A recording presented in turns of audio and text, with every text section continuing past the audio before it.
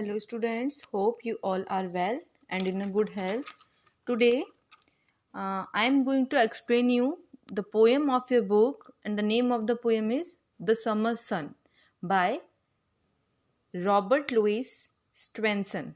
Okay, so in this short poem the speaker describes the many ways in which the summer sun brings joy and delight. ये poem किसके बारे में बताई गई है? छोटी सी पोएम में कई तरह के वेज मतलब कई प्रकार के सूर्य के बारे में बताया गया है। जो समर का जो सन होता है यानी कि जो गर्मी का सूरज होता है वो किस तरह से अलग अलग जगह से अपना प्रकाश बिखेरता है और कैसे अपना रास्ता बनाता है, कहाँ कहाँ से गुजरता है। Okay, let's begin the poem. Great is the sun and wide he goes. Poet क्या कह रहा है? यहाँ जो पोइट है वे बता रहा है कि देखो सूरज कितना महान है, मतलब कितना उज्जवल है और कितना व्यापक, मतलब कि घेरदार है, वाइड है। Okay, through empty heaven with repose. Here is a new word, repose. Repose means होता है a state of being calm. Okay, मतलब किसी भी स्थिरता के रखना, शांति रखना। ओके, तो वो कह रहे हैं कि कितनी शांति से स्वर्ग के माध्यम से वे चला जा रहा है, मतलब वो इतना गहरा है, घुमावदार है, इतना महान है और फिर भी शांति से स्वर्ग के माध्यम में चल रहा है।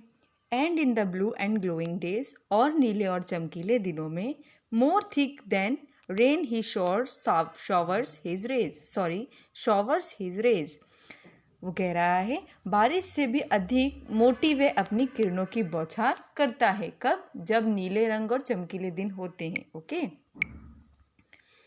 तो closer still the blinds we pull. करीब अभी भी इतनी ही कि हमें खिड़की पर जो स्क्रीन, मतलब ब्लाइंड्स मतलब होता है screens for a window to shut the light out, मतलब कि जो स्क्रीन पे जो हमें पर्दा लगाते हैं या कांच लगाते हैं जिससे कि जो लाइट होती है, प्रकाश होती है, उसे ढक सकें या उसे बाहर जाने से रोक सकें या बाहर से अंदर आने से रोक सकें। ओके, तो वो कहते हैं करीब अभी भी इतनी कि हमें खिड़की पर स्क्रीन लगाना पड़े ताकि कि हम प्रकाश को ढक सकें, वो इतना उज्जवल और इतना तेज है।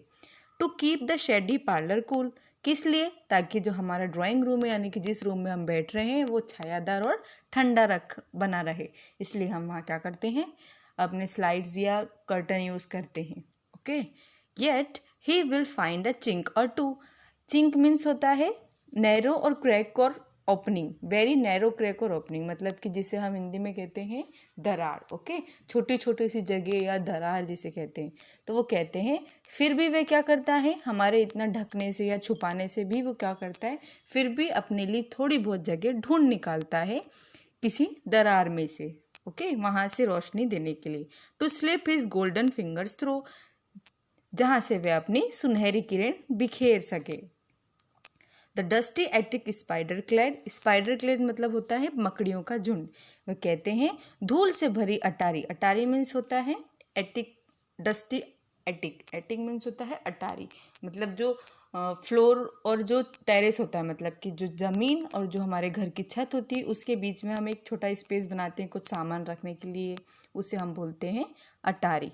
तो वो कहते हैं कि फिर भी वे ढूंढ निकालते हैं कुछ दरारें जहाँ वे अपनी सुनहरी किरण बिखेरते हैं, और धूल से भरी अटारियाँ जहाँ पे मकड़ियों के झुंड रहते हैं से भरे हुए होते हैं, वहाँ भी वे ताले के छेद के माध्यम से अंदर आ जाते हैं।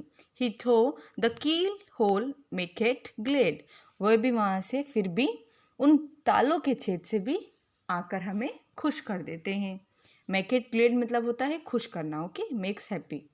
And throw the broken edge of tiles, और टाइल्स के टूटे किनारों के जगह से into the laddered hay loft smiles, वे क्या करते हैं, सीढ़ियों की मचान पर चढ़कर मुस्कुराते हैं, ऐसा लगता है जैसे सीढ़ियों पे भी ऊपर चढ़ते जा रहे हैं। Mean time his golden face around, और जब दिन होता है इस बीच उनके सुनहरे चेहरे के हम देख पाते हैं, मतलब वो पूरा हमें राउंड और बिल्कुल गोल नज़र आता है। He bears to all the garden ground, और वह सभी बगीचों के लिए, मैदानों के लिए बिल्कुल खुलकर सामने आता है। And shades a warm and glittering look, और अपना शेड सभी पे गर्म गर्म और चकाचौंध दिखने वाली छाया या गर्म चकाचौंध ग्लिटरिंग भेजता है, मतलब कि उसको देख के हमारी आंखें कैसी हो जाए, चकाचौंध हो जाए, मतलब हमारी आंखों में चौंधा आने लग जाए। Okay, among the EVs in most nook, EV, EV here student है एक जो बेल को कहा गया है, मतलब बेल इन द सेंस कि जो छोटे हम पौधे लगाते हैं और जो बड़े हो जाते हैं, क्रीपर्स जिसे हम कहते हैं इन साइंस वर्ड्स, कि जो दीवारों पे चढ़ते हैं, बेल है ना, पौधे जो दीवारों के सहारे सहारे चलते। तो वो कह रहा है कि इसी प्रकार की लता के बीच वे क्या करते हैं, about the hills along the blue, नीले रंग के साथ पहाड़ियों के ऊपर भी चढ़ जाते हैं। Round the bright air with fruiting true, उज्जवल हवा के दौर के साथ, स्थिरता के साथ, to please the child to paint the rose, बच्चों को खुश करने के लिए, गुलाब में रंग भरने के लिए, the gardener of the world he goes, वे पूरी दुनिया का माली धीरे धीरे चला जाता है। So here is the end of the poem. और इस पोएम में हमने क्या जाना कि किस तरह सन आता है और कितनी तेज़ गर्मी के दिनों में वो उसकी किरणें रहती है, या अगर हम उसे रोकने की भी कोशिश करें तो वो कैसे अपना रास्ता खुद बना लेता है। ठीक है, और कितना डिलाइट और कितना जॉयफुल वो रहता है। So here is the poem, and of the poem. Hope you understand the poem very well. Thank you, thanks for watching.